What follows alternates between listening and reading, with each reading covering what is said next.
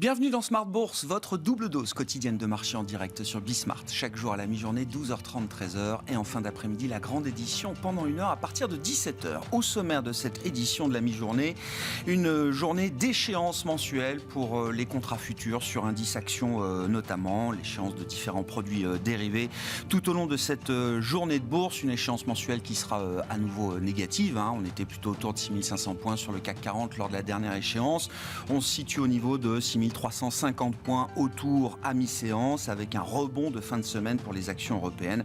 Rebond de plus de 1% actuellement pour tenter de préserver le bilan hebdomadaire autour de l'équilibre sur les actions européennes notamment. Mais globalement, quand on regarde un grand indice mondial comme le MSCI World, on est en train d'enchaîner sans doute une 7e semaine consécutive de baisse, ce qui est quand même très très rare, voire inédit pour cet indice de référence pour les actions mondiales. On notera contre la tendance cette semaine le rebond des actions chinoises, emmené par le secteur technologique. Un rebond effectivement qui se fait sur un sentiment et un pessimisme sans doute extrême de la part des opérateurs de marché. Et la moindre bonne nouvelle venant des autorités chinoises suffit à déclencher un rebond sur les actions chinoises. La nouvelle du jour, c'est un ajustement d'un des taux de la Banque centrale chinoise qui permet de soutenir le marché du logement, le marché immobilier.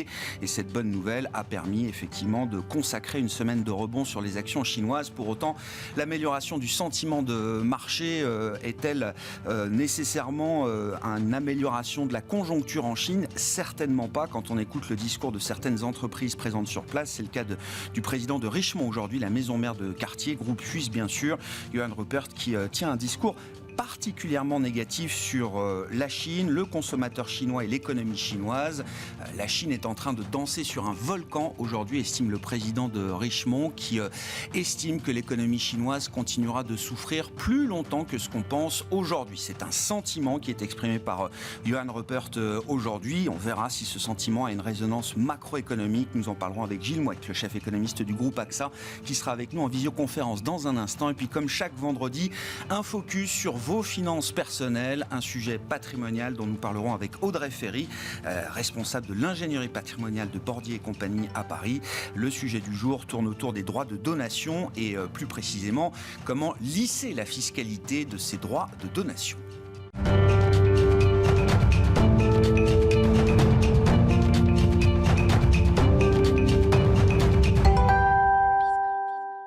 Et c'est donc Gilles Mouek qui est avec nous pour entamer cette émission pour quelques commentaires macroéconomiques sur la situation du moment. Chef économiste du groupe AXA. Bonjour et bienvenue Gilles. Alors effectivement, c'est facile d'être négatif sur la Chine. Tout le monde est négatif sur la Chine en permanence d'une certaine manière. Donc la question est de savoir où est-ce qu'on place le curseur aujourd'hui. Et c'est vrai que d'un point de vue anecdotique, les propos du patron de Richemont aujourd'hui sont quand même particulièrement négatifs. Il estime que le consommateur chinois n'est pas en bonne forme, que l'économie chinoise est sans doute en contraction aujourd'hui et que le rebond qu'on attend, qu'on espère de l'économie chinoise sera sans doute beaucoup plus faible et beaucoup plus lent que les rebonds précédents qu'on a pu observer pour l'économie chinoise, qui continuera donc de souffrir plus longtemps que ce qu'on imagine. Ça, c'est le sentiment exprimé par un chef d'entreprise. Gilles, est-ce que ce sentiment trouve une résonance macroéconomique ?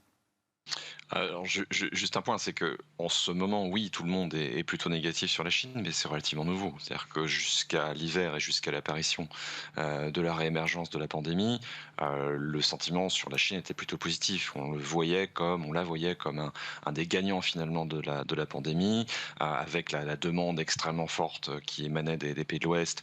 On pensait que les exportations chinoises allaient pouvoir compenser très très nettement l'atterrissage en douceur de la demande interne liée à leurs mesures de politique économique. Donc ce sentiment négatif, il est relativement récent. Il est récent, mais il est malheureusement sans le justifier. Justifié pour deux raisons. La première, c'est que si on revient à la source immédiate de tout cela, à savoir la pandémie, on ne voit pas très bien en fait comment la Chine pourrait renoncer complètement à son programme, à sa politique dite de zéro Covid. C'est vrai que le coût social, le coût économique et peut-être le coût politique de cette approche est très lourd, mais l'alternative n'est pas extraordinairement attractive, puisqu'on a à peu près 50% de la population chinoise âgée de plus de 80 ans qui n'est pas vaccinée. Donc le risque en termes de surmortalité sera extrêmement élevé si les Chinois renonçaient à cette politique de zéro Covid. Donc on reste sans doute dans cette approche, là pour le coup très différente de celle qu'on a dans les pays occidentaux, où on n'a pas du tout ce problème de sous-vaccination, premier élément. Deuxième élément, la Chine commence à décevoir de manière un peu régulière maintenant sur ce qui est censé être cette fameuse nouvelle étape de son modèle de croissance, ce passage à une croissance mature, tirée par une demande intérieure, sans dérive en termes de stabilité financière, sans surinvestissement dans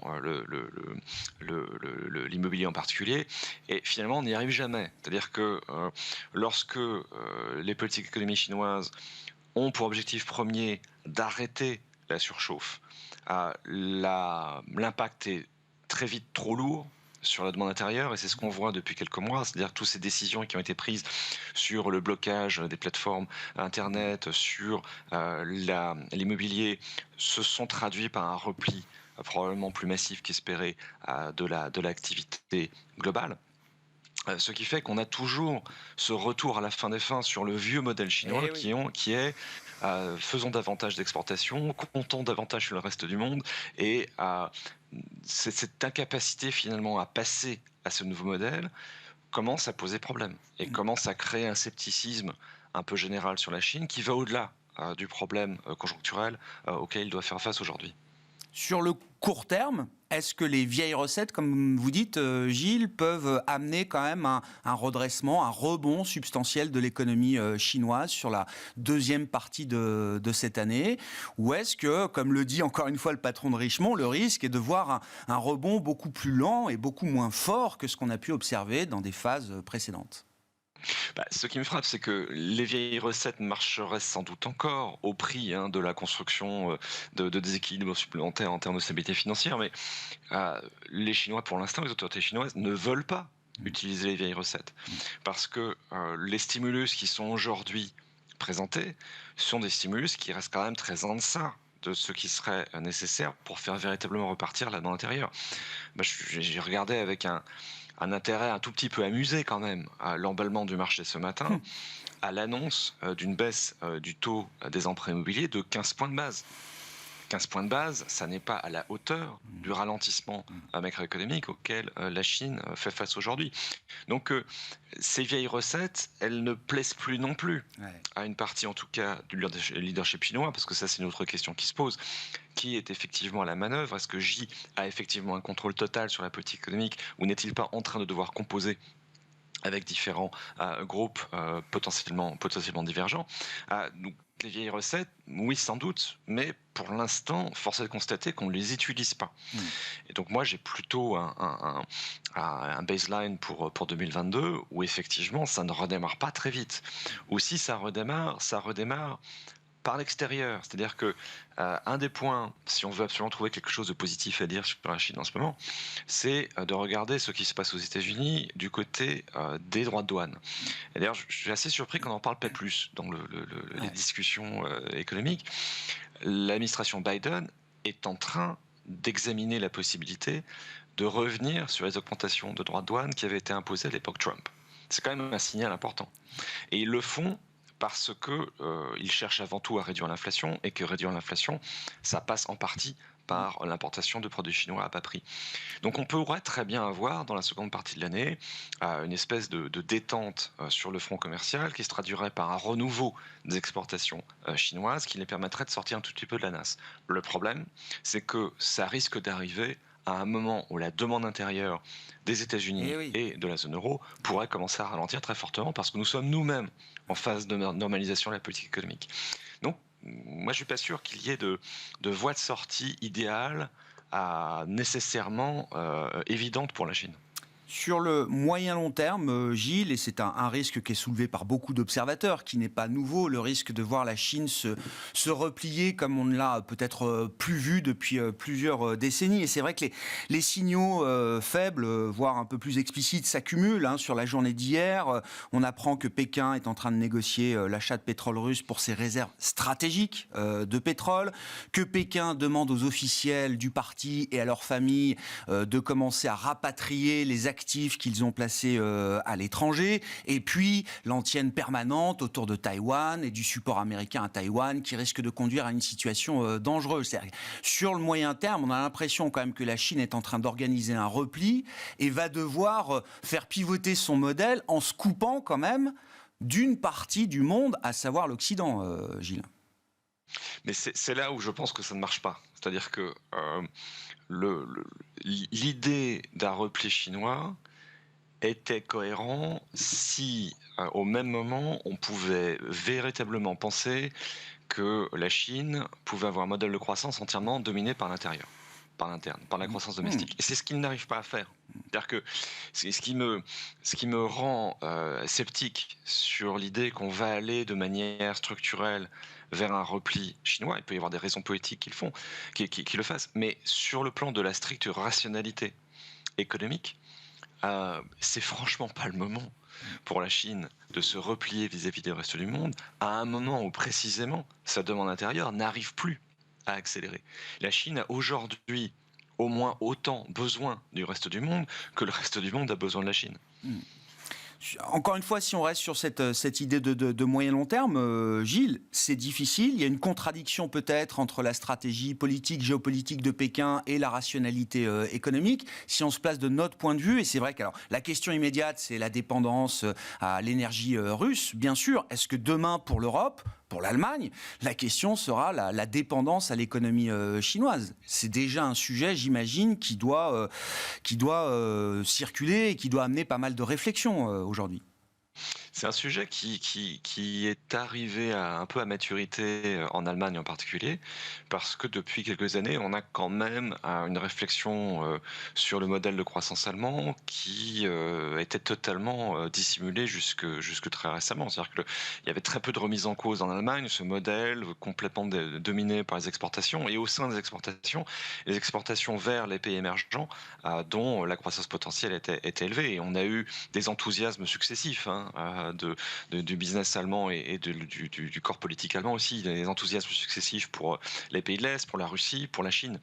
Et là, on découvre que effectivement, on pourrait être face à une économie chinoise beaucoup moins attractive pendant peut-être 5, 10, 15 ans, et donc de revenir vers une croissance qui soit davantage tirée par l'interne, ce qui, soit dit en passant, pas facile à organiser pour un pays comme l'Allemagne, dont la démographie est plutôt mal partie. Donc oui, il faut commencer à réfléchir à cela. Et le débat, en fait, est particulièrement complexe pour l'Europe. C'est-à-dire que du côté américain, d'une certaine manière, on peut être droit dans ses bottes. C'est-à-dire que les États-Unis restent une économie insulaire, où le poids des exportations dans le PIB est extraordinairement faible, où la demande intérieure reste l'élément absolument déterminant. Et finalement, et peut-être paradoxalement, puisque c'est censé être l'hégémon géopolitique, les États-Unis peuvent fonctionner relativement correctement avec des marchés extérieurs en berne. Les Européens ont fait le choix absolument inverse. Et ça renvoie à des choix stratégiques pour l'Europe qui sont compliqués. Et au sein de l'Europe, on va sans doute retrouver une vieille opposition entre un modèle de croissance français qui est souvent plus axé sur la demande intérieure, et un modèle allemand qui, jusqu'à présent en tout cas, s'est totalement focalisé sur l'extérieur. À propos de stratégie, peut-être un commentaire. Alors sur les dernières annonces en provenance d'Europe, on a eu la proposition donc du grand programme européen Repower, avec la perspective d'un conseil effectivement à la fin du mois de mai. Et puis la Commission européenne proposera également aux chefs d'État et de gouvernement de valider la suspension des règles budgétaires jusqu'à mi-2023, ce qui n'est pas une grosse surprise. Est-ce qu'il y a quand même un peu d'intelligence collective là, dont on peut se satisfaire au niveau européen face aux enjeux immédiats, stratégiques, Gilles? Alors sur la suspension de la surveillance budgétaire sur 2023, ça tombe sous le sens parce que de toute manière, je ne vois pas l'intérêt de mettre en place des règles dont on sait par avance qu'elles ne pourraient pas être respectées. Et je pense que la probabilité que qui que ce soit respecte, y compris les Allemands d'ailleurs, les règles du programme de surveillance budgétaire européen 2023, cette probabilité est nulle. Donc cette réalisation explicite me paraît bienvenue. Donc intelligence collective, effectivement. En revanche, du repower, euh, je suis un peu dans l'expectative parce que certes, il y a toujours cette poussée de Bruxelles, il y a une demande très forte également du côté de Rome et une demande très forte du côté de Paris. Mais si vous lisez la dernière interview de Christian Lindner, le ministre allemand des Finances. Alors, la connexion vient de couper avec Gilles. Bon, Christian Lindner, effectivement, qui joue la partie allemande dans ce grand programme énergétique européen. Gilles, effectivement, donc Paris-Rome plutôt aligné pour soutenir Bruxelles dans les efforts à fournir sur l'énergie. Et puis, je disais, Christian Lindner, donc le ministre allemand des Finances, qui joue la partie allemande, évidemment, aujourd'hui. C'est ça, Gilles? oui, tout à fait. Ouais. Pour l'instant, on n'a pas d'alignement allemand. Merci beaucoup Gilles, merci d'avoir été avec nous en visioconférence. Gilles Mouek, chef économiste du groupe AXA, invité de Smart Bourse à la mi-journée.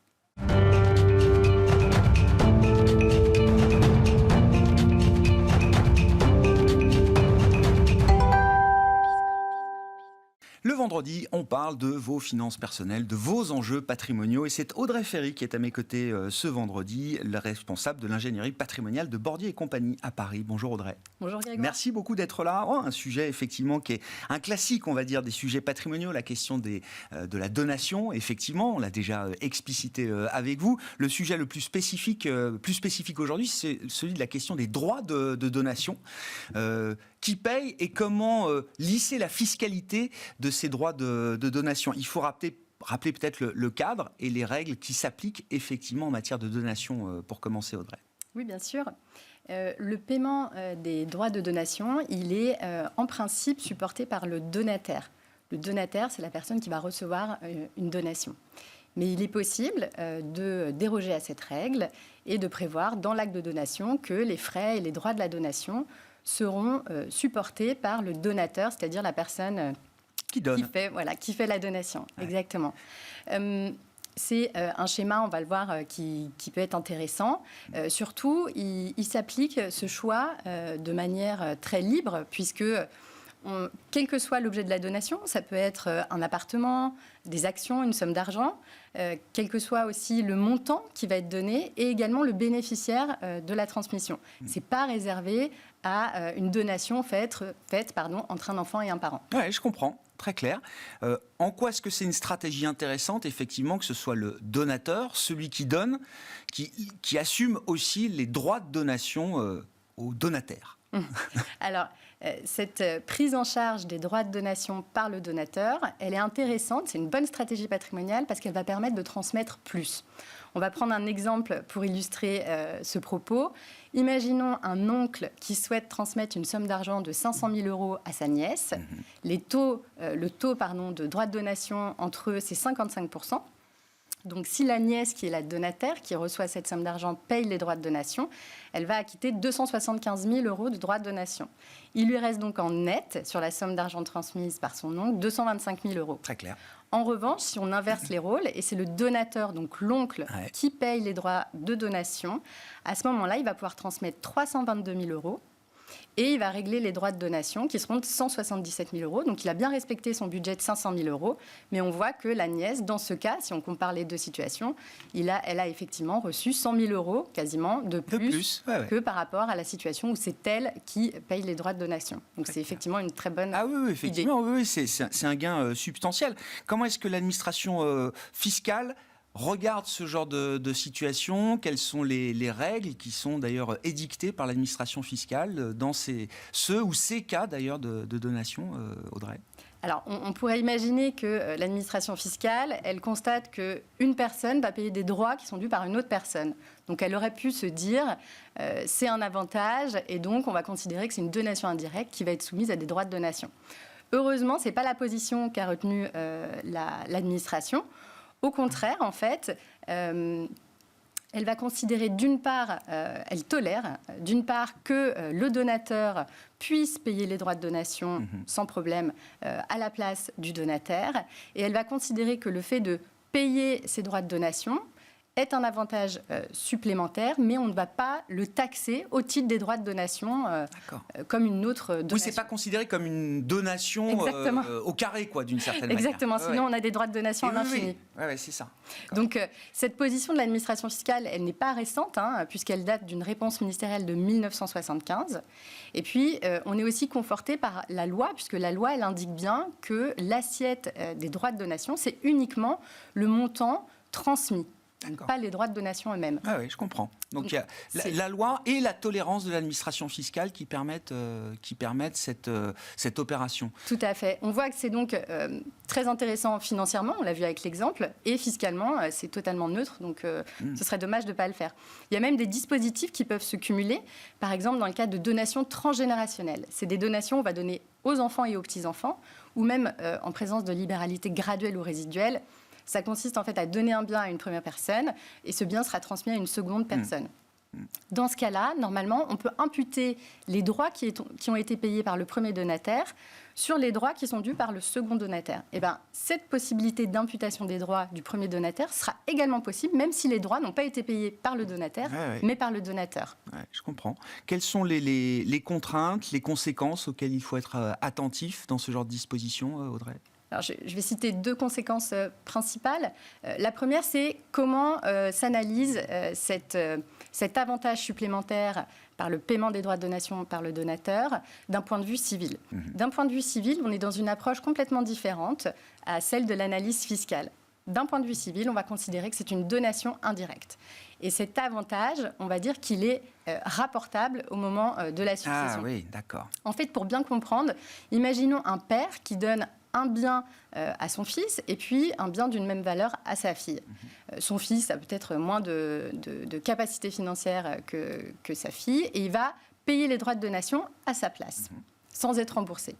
C'est vrai que si on regarde... Oui. Il y a un déséquilibre. Il y a un déséquilibre. C'est clair. Et donc, on va considérer qu'effectivement, le fils a bénéficié d'une donation indirecte par rapport à sa sœur. Et il va devoir rapporter civilement cette donation. Et alors, le rapport civil, en fait, ça consiste à rééquilibrer l'héritage reçu par chaque héritier au moment du décès et à rapporter fictivement la valeur reçue pour ensuite rééquilibrer la situation entre les héritiers. Donc la fille sera compensée au moment de la succession et de l'héritage. Tout à fait. Et l'autre aspect civil, c'est que comme toute donation, il y a aussi le principe de la réunion fictive des donations, qui est cette règle, elle a plus pour objet de vérifier que les héritiers réservataires, que sont les enfants ou le conjoint survivant en l'absence d'enfants, ont bien reçu une part minimum de la succession. Donc on va vérifier ça. Et si jamais cette donation indirecte dépasse la réserve héréditaire, on va devoir la réduire.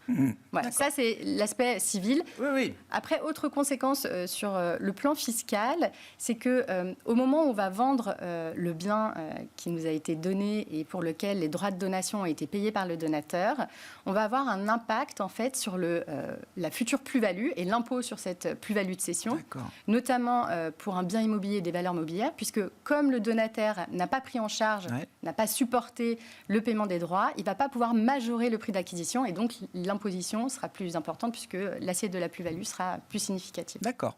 Juste, je reviens, mais ce type de dispositif, donc que le donateur assume les droits de donation, c'est possible, alors dans le cas de donation, pour tout type de lien de parenté, Audrey. Oui, exactement. Ça ne concerne pas uniquement des transmissions plus classiques de parents à enfants. Ça peut être même une personne vis-à-vis de quelqu'un qui n'est pas de sa famille. Voilà. Tout type de donation est envisageable. Et donc, c'est ça, il y a bien deux dimensions à prendre en compte, la question fiscale et la question civile, qui sont deux dimensions différentes, opposées, exactement. D'une certaine manière, mais tout à fait. Les deux cohabitent. L'administration fiscale et l'analyse fiscale disent ce n'est pas une donation indirecte, on n'aura pas de droit de donation à payer sur ce montant. Le civil considère que c'est différent. Et le civil a une approche différente, puisque pour le coup, c'est une donation indirecte au sens civil, avec les conséquences liées. Bon. les conseils pour la route? Est-ce qu'il y a d'autres choses à savoir effectivement sur ce type de dispositif ou de précautions particulières à prendre, Audrey? Oui, alors c'est vrai que le paiement des droits de donation par le donateur, en général, il est prévu dans l'acte de donation. Mais ce n'est pas toujours le cas. Alors, ça ne signifie pas que ce ne sera pas possible. Ce sera quand même possible, même si ce n'est pas indiqué dans l'acte. D'accord. Même si on a indiqué que c'était les donataires qui allaient payer, finalement, c'est les donateurs. On peut changer en cours de route. Changer. On peut même le prévoir dans un acte postérieur à la donation, un acte rectificatif à la donation. C'est tout à fait possible, mais c'est vrai que, quand même, par précaution, il vaut mieux anticiper, rédiger une clause de manière expresse dans l'acte de donation pour préciser et éviter toute contestation, soit de la part de l'administration fiscale, soit de la part des héritiers. Très clair. Merci beaucoup, Audrey. Merci d'être venu nous expliciter ce sujet. Alors, autour de la donation, la question des droits de donation, c'était le sujet patrimonial de ce vendredi avec Audrey Ferry, je le rappelle, en plateau à mes côtés, responsable de l'ingénierie patrimoniale de Bordier et compagnie. Voilà pour cette édition Smart Bourse de la mi-journée. On se retrouve évidemment à 17h avec le bilan de l'échéance mensuelle sur les marchés. Vous le savez, une échéance du mois de mai qui aura été encore compliquée. Le mois de mai a été très chaotique. C'est une baisse d'ailleurs depuis le début du mois pour la plupart des grands indices. On est sur une série de 7 semaines de baisse consécutives pour les grandes actions mondiales. Et donc, on fera le point sur cette échéance ce soir. Vous en avez l'habitude avec les 3 sorciers de Smart Bourse qui seront réunis. Philippe Béchat, Jean-Luc Cussac et Romain Daubry après l'expiration du futur CAC pour le mois de mai à 16h tout à l'heure. Le CAC 40 à mi-séance qui gagne près de 1,5% au-delà des 6350 points. Voilà donc pour cette édition de la mi-journée qui se termine et on se retrouve à 17h en direct sur Bismart.